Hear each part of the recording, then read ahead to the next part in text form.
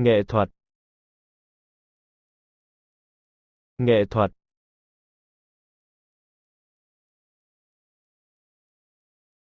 Vỗ tay.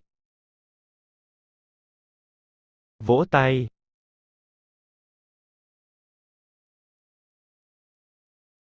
Tán thưởng.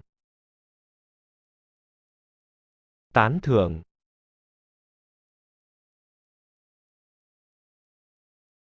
Nghệ sĩ. Nghệ sĩ.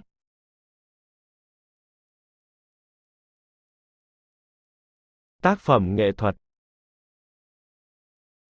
Tác phẩm nghệ thuật.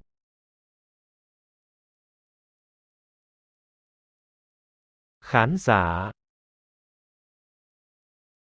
Khán giả.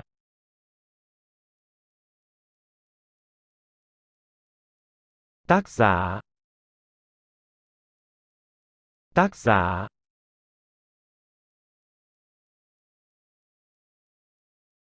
Ban nhạc. Ban nhạc.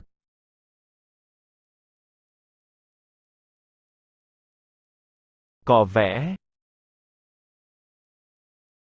Cọ vẽ.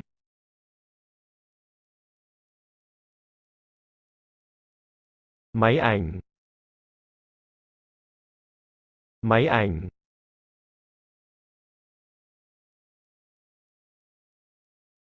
Vải bạt. Vải bạt.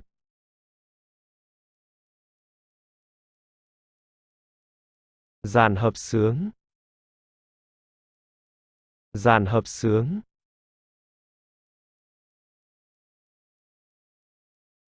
Bộ sưu tập. Bộ sưu tập.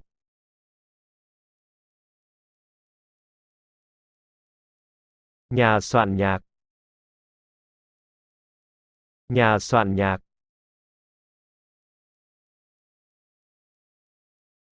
Buổi trình diễn âm nhạc.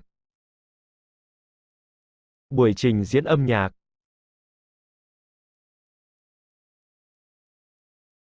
Tính sáng tạo. Tính sáng tạo.